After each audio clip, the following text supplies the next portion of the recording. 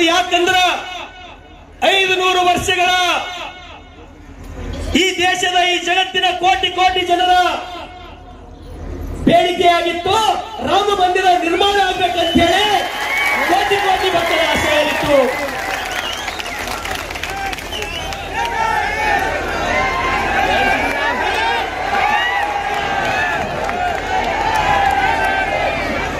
ರಾಮ ಮಂದಿರ ನಿರ್ಮಾಣ ತಿಂಗಳಿಲ್ಲ, ದಿನಗಳಿಲ್ಲ, ಕೆಲವೇ ಗಂಟೆಗಳಲ್ಲಿ ರಾಮ ಮಂದಿರ ನಿರ್ಮಾಣದ ಕಾರ್ಯ. ಮಿತ್ರರೇ, ಅತ್ಯಂತ ಹೆಚ್ಚಿನ ಸಂಖ್ಯೆಯಲ್ಲಿ ಆಗಮಿಸಿದ ಎಲ್ಲ ಈ ಮಠದ ಭಕ್ತರೇ, ನಿಮ್ಮ ಪಾದಗಳಿಗೆ ಕೋಟಿ ಕೋಟಿ ನಮಸ್ಕಾರಗಳು. ಈ ಜಾತ್ರೆ, ಇವತ್ತಿನ ಈ ಜಾತ್ರೆ 72ನೇ ಜಾತ್ರಾ ಮಹೋತ್ಸವ ಬಹಳ ವಿಶೇಷವಾದಂತಹ ಜಾತ್ರಾ ಮಹೋತ್ಸವ. ಹೌದು, ಇದಕ್ಕಿಂತ ಮೊದಲು 71 ಜಾತ್ರೆಗಳಾಗಿದ್ದಾವ. 72ನೇದು ಬಹಳ ವಿಶೇಷವಾದಂತಹ ಜಾತ್ರಾ ಮಹೋತ್ಸವ. ಅದು ಯಾಕಂದ್ರ 500 ವರ್ಷಗಳ ಈ ದೇಶದ ಈ ಜಗತ್ತಿನ ಕೋಟಿ ಕೋಟಿ ಜನರ ಬೇಡಿಕೆಯಾಗಿತ್ತು. ರಾಮ ಮಂದಿರ ನಿರ್ಮಾಣ ಆಗ್ಬೇಕಂತ ಹೇಳಿ ಕೋಟಿ ಕೋಟಿ ಭಕ್ತರ ಆಸೆಯಾಗಿತ್ತು.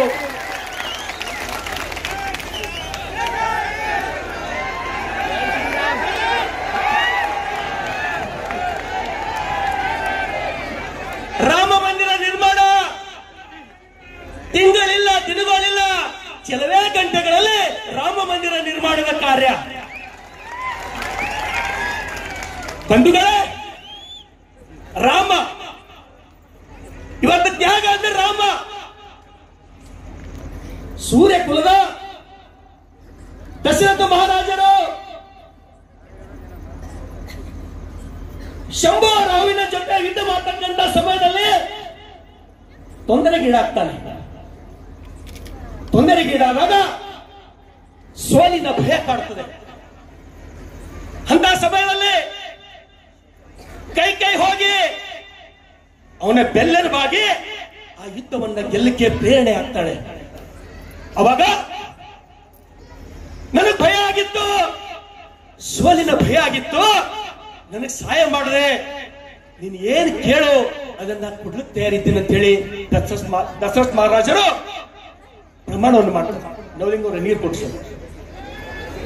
ಬಂಧುಗಳೇ, ಮಾತಾಡ್ತೀನಿ, 5 ನಿಮಿಷ ಮಾತಾಡಿ ಮುಗಿಸ್ತೀನಿ. 5 ನಿಮಿಷ ಸ್ವಲ್ಪ ನೀರು. ಇವತ್ತು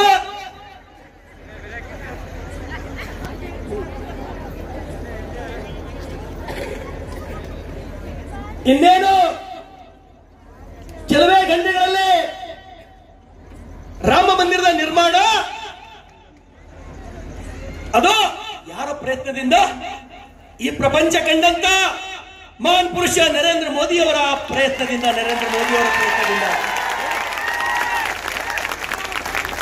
ಬಂಧುಗಳೇ, ಇನ್ನೇನು ರಾಮ ಪಟ್ಟಕ್ಕೆ ಏರಬೇಕು,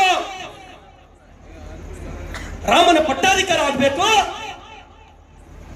ಅಂತ ಸಮಯದಲ್ಲಿ ದೇವರು ದೇವತೆಗಳು ಪರೇಶಾನ್ ಆಗ್ತಾರ. ಅವರಿಗೂ ಇಷ್ಟ ಇರೋದಿಲ್ಲ ರಾವಣನ ಹತ್ಯೆ ಆಗಬೇಕು. ರಾಮನ ಪಟ್ಟಾಧಿಕಾರ ಕೈಗೆ ಹೋಗಿ ಮಂದಿರ ಹೇಳ್ತಾಳೆ, ಏನಂತ? ನಿನ್ನ ಮಗ ಭರತನ ಪಟ್ಟಾಧಿಕಾರ ಆಗಬೇಕು. ನಿನ್ನ ನೆನಪದ ಇಲ್ಲ? ದಶರಥ ಮಹಾರಾಜರು ನಿನ್ನ ಮಾತನ್ನ ಕೊಟ್ಟಿದ್ದಾರ, ನೀ ಕೇಳಿದ್ ಕೊಡ್ತೀನಿ ಅಂತ ಹೇಳ್ಯಾರ. ಹೋಗಿ ಕೇಳು, ಭರತನಿಗೆ ಪಟ್ಟ ಕಟ್ಟ ಅಂತ ಹೇಳು. ನೋಡ್ರಿ, ರಾಮಾಯಣ ರಾಮ ಆ ಸಮಯದೊಳಗ ಕೈ ನನಗ್ ಪಸಂದಿಲ್ಲ, ನನಗೆ ಒಪ್ಪಿಗೆ ಇಲ್ಲ, ರಾಮನೇ ಪಟ್ಟಾಧಿಕಾರ ಆಗ್ಬೇಕು, ರಾಮಗೆ ಪಟ್ಟಾಧಿಕಾರ ಆಗ್ಬೇಕಂತ ಹೇಳ್ತಾರ. ಕೌಶಲ್ಯ, ಸುಮಿತ್ರ, ಕೈ ಅವಾಗ ದೇವಾನಿ ದೇವತೆಗಳು ಹೋಗಿ ಸರಸ್ವತಿ ಕಳಿಸ್ತಾರ. ನೀ ಏನ್ ಮಾಡ್ತೇವ ಗೊತ್ತಿಲ್ಲ, ಸರಸ್ವತಿ ಕೈಗೆ ಒಪ್ಪಿಸ್ಬೇಕಂತ ಹೇಳ್ತಾರೆ. ಅವಾಗ ಸರಸ್ವತಿಯನ್ನ ಮಾತನ್ನು ಕೇಳಿ ಕೈ ಬದಲಾಗಿ ಭರತನಿಗೆ ಪಟ್ಟಾಧಿಕಾರ ಆಗ್ಬೇಕು. ಮಾತು ಕೊಟ್ಟಿನ ದಶರಥ ಮಹಾರಾಜ ಮಗನೇ, ನೀನು 14 ವರ್ಷ ಕಾಡಿಗೆ ಹೋಗ್ಬೇಕು, ವನವಾಸಕ್ಕೆ ಹೋಗ್ಬೇಕು. ರಾಮ, ಆಯ್ತು ರಾಜನ, ನಾನು ಹೋಗ್ತೀನಿ. ರಾಜನ್, ನಾನು 14 ವರ್ಷ ಹೋಗ್ತೀನಿ. 14 ವರ್ಷ ವನವಾಸಕ್ಕೆ ಹೋಗ್ಲಿಕ್ಕ ಮುಂದಾಗ್ತಾನೆ ರಾಮ. ಅಯೋಧ್ಯೆಯಲ್ಲಿ ಇಡೀ ಅಯೋಧ್ಯೆ ಕಣ್ಣೀರಿನಲ್ಲಿ ಮುಳುಗಿ ಹೋಗ್ತಾನೆ. ಇಡೀ ಅಯೋಧ್ಯೆಯಲ್ಲಿ ಜನ ಕಣ್ಣೀರು ಹಾಕ್ತಾರ. ರಾಮ ವನವಾಸಕ್ಕೆ ನಡೆದನು, ಕಾಡಿಗೆ ನಡೆದನು ರಾಮ ಅಂತ ಹೇಳಿ. ಪುರದ ಪುಣ್ಯ ಪುರುಷರು ಹಿಂದಕ್ಕೆ ಹೋಗುತ್ತಿದೆ. ಪುರದ ಪುಣ್ಯ ಪುರುಷರು ಹಿಂದಕ್ಕೆ ಹೋಗುತ್ತಿದೆ. ರಾಮ ವನವಾಸಕ್ಕೆ ಹೋಗ್ತಾನೆ. ಕೆಲವೇ ದಿನಗಳ ನಂತರ ಭರತ ಬರ್ತಾನ. ಭರತ ಬಂದು ನೋಡ್ತಾನ, ರಾಮ ಎಲ್ಲಿ ವನವಾಸಕ್ಕೆ ಹೋಗ್ಯಾನ. ತಾವೆಲ್ಲರೂ ಲಕ್ಷ ಕೊಟ್ಟು ಕೇಳ್ಬೇಕಲ್ಲ. ಕೆಲವೇ ಗಂಟೆಗಳಲ್ಲಿ ರಾಮ ಮಂದಿರದ ಉದ್ಘಾಟನೆ ಇದೆ. ಎಲ್ಲಿ ರಾಮ? ದಶರಥ ಮಹಾರಾಜರು 14 ವರ್ಷ ವನವಾಸಕ್ಕೆ ಕಳಿಸಿರಪ್ಪ, ನಿನಗೆ ಪಟ್ಟ ಕಟ್ಟಬೇಕಾಗಿದೆ ಅಂತ ಹೇಳ್ತಾರೆ. ಕಣ್ಣೀರ್ ಹಾಕ್ತಾನೆ ಭರತ. ಆ ಸಮಯದೊಳಗೆ ಓಡಾಡಿ ನಾನು ಹೋಗ್ತೀನಿ ರಾಮನ ಹತ್ರ. ಓಡಿ ಕಾಡಿಗೆ ಹೋಗ್ತಾನ. ರಾಮನ ಎದುರು ನಿಂತು ಕೈ ಜೋಡಿಸ್ತಾನ ಸ್ನೇಹಿತರೆ. ಅವಾಗ ರಾಮ ಯಾವುದೇ ಕಾರಣಕ್ಕೂ ಇಲ್ಲ, 14 ವರ್ಷ ನನಗೆ ವನವಾಸ ಇದೆ, ಆ ಕಾರಣಕ್ಕಾಗಿ ನೀನೇ ಹೋಗ್ಬೇಕಪ್ಪ, ನೀನೇ ಪಟ್ಟಕ್ಕೆ ಇರ್ಬೇಕಂತ ಹೇಳಿ ರಾಮ ಹೇಳ್ತಾನೆ. ಅವಾಗ ಅವನ ಪಾದಕೆಯನ್ನು ತಂದು ಸಿಂಹಾಸನದ ಮೇಲೆ ಇಟ್ಟು ಭರತ ರಾಜ್ಯವನ್ನ ಆಡ್ತಾನ. ಅಂತ ರಾಮ ಮಂದಿರದ ಉದ್ಘಾಟನೆ ನಾವು ಕೆಲವೇ ದಿನಗಳಲ್ಲಿ ನೋಡ್ತಾ ಇದ್ದೀವಿ. ಬಂಧುಗಳೇ, ಇವತ್ತು ಈ ದೇಶಕ್ಕೆ, ಈ ಜಗತ್ತಿಗೆ ಏನಾದ್ರೂ ಆದರ್ಶ ಅದಂದ್ರ ಆ ರಾಮ, ಸೀತೆ, ದಶರಥ ಅವರೇ ಆದರ್ಶ. ಆ ಆದರ್ಶದ ಫಲವಾಗಿ ಇವತ್ತು ಈ ನಾಡಿನಲ್ಲಿ ಛತ್ರಪತಿ ಶಿವಾಜಿ ಮಹಾರಾಜರಂತವ್ರು ತಯಾರಾದ್ರು, ಜೀಜಾಬಾಯಿ ಅಂತವ್ರು ತಯಾರಾದ್ರು, ಝಾನ್ಸಿ ರಾಣಿ ಲಕ್ಷ್ಮೀಬಾಯಿ ಅಂತವ್ರು ತಯಾರಾದ್ರು, ಕಿತ್ತೂರಿ ರಾಣಿ ಚೆನ್ನಮ್ಮ, ಚಂಕರಿ ಅಂತ ಹೆಣ್ಮಕ್ಳು ಆ ಆದರ್ಶಗಳನ್ನ ಇಟ್ಕೊಂಡು ಈ ನಾಡಿನಲ್ಲಿ ಬೆಳೆದರು. ಬಂಧುಗಳೇ, ನಿರ್ಭಯಾನಂದ ಮಹಾಸ್ವಾಮೀಜಿಗಳಿಗೆ, ಹಾರ್ಕೋಡ್ ಜನವೀರ ಶಿವಾಚಾರ್ಯರು ಈ ಭಾಗಕ್ಕೆ, ಮಹಾರಾಜರೇ ಎಲ್ಲ ಕಡೆ ಬರಗಾಲ ಇರಬಹುದು, ನಮ್ಮ ರೈತರಿಗೆ ಕೇಳ್ರಿ. ನನ್ನ ವಿಧಾನಸಭಾ ಮತಕ್ಷೇತ್ರದೊಳಗ ಎಲ್ಲರ ಮನೆಯೊಳಗೆ ಸೋಯಾಬೀನ್ ರಾಶಿ ಅದ, ಎಲ್ಲರ ಮನೆಯೊಳಗೆ ತೊಗರಿ ಅದ, ಎಲ್ಲರ ಮನೆಯಾಗ ಜೋಳ ಅದ. ಇದಕ್ಕೆ ಯಾರ ಕಾರಣ ಅಂದ್ರೆ ಹಾರ್ಕೋಡ್ ಜನವೀರ ಶಿವಾಚಾರ್ಯರು. ಹಾರ್ಕೋಡ್ ಜನವೀರ ಶಿವಾಚಾರ್ಯರು ಎಲ್ಲರ ಮನೆ. ಬಂಧುಗಳೇ, ಇವತ್ತು ತಾವೆಲ್ಲರೂ ಕೇಳಿರಬಹುದು, ಕರ್ತಾರ್ ಸಿಂಗ್ ಸರಾಭಾ 17 ವರ್ಷದ ಯುವಕ ಕರ್ತಾರ್ ಸಿಂಗ್ ಸರಾಭಾ ಇವತ್ತು ಇನ್ನೇನು ಸ್ವಾತಂತ್ರ್ಯ ಹೋರಾಟಗಾರ. ಈ ದೇಶಕ್ಕೆ ಸ್ವಾತಂತ್ರ್ಯ ಸಿಗಬೇಕು ಅಂತಕ್ಕಂಥ ಕರ್ತಾರ್ ಸಿಂಗ್ ಸರಾಭಾ ತಾಯಿ ಇಲ್ಲ, ತಂದೆ ಇಲ್ಲ, ಅನಾಥ ಕರ್ತಾರ್ ಸಿಂಗ್ ಸರಾಭಾ ಇವತ್ತು ನೀವು ಯಾರಿಗಾರ ಕೇಳಬಹುದು, ಈ ದೇಶಕ್ಕಾಗಿ ನಗನಗ್ತಾ ಪ್ರಾಣ ಕೊಟ್ಟಂತ ಭಗತ್ ಸಿಂಗ್ ಹೇಳ್ತಾನೆ, ನಿನಗೆ ಯಾರು ಪ್ರೇರಣೆ ಅಂದ್ರ, ನನಗೆ ಯಾರು ಪ್ರೇರಣೆ ಅಂದ್ರ ಕರ್ತಾರ್ ಸಿಂಗ್ ಸರಾಭಾ ನನಗೆ ಪ್ರೇರಣೆ ಅಂತ ಹೇಳ್ತಾನೆ. ಅಂತ ಕರ್ತಾರ್ ಸಿಂಗ್ ಸರಾಭಾ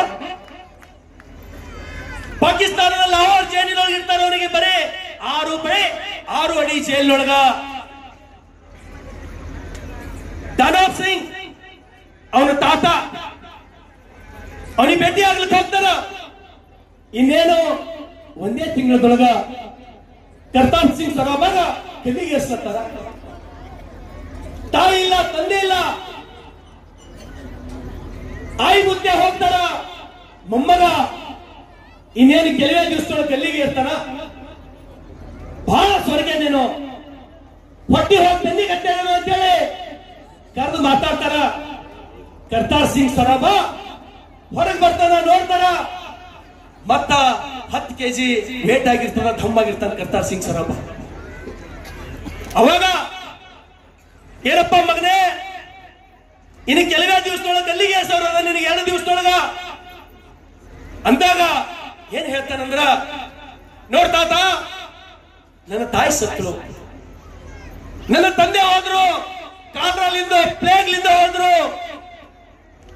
ನಾನು ಈ ದೇಶದ ಸ್ವಾತಂತ್ರ್ಯಕ್ಕಾಗಿ, ತಾಯ್ನಾಡಿನ ಸ್ವಾತಂತ್ರ್ಯಕ್ಕಾಗಿ ನಾನು ಪ್ರಾಣವನ್ನ ನಗ್ನಗ್ತಾ ಕುಡ್ಲತ್ತೀನಿ ಅಂತ ಹೇಳಿ ಕರ್ತಾರ್ ಸಿಂಗ್ ಸೊರಾಬ ತನ್ನ ತಾತ ಮತ್ತು ತನ್ನ ಅಜ್ಜಿ ಹೇಳ್ತಾನೆ. ಸ್ನೇಹಿತರೆ, ಅಂತ ಶ್ರೇಷ್ಠ ನೆಲ ಇದು.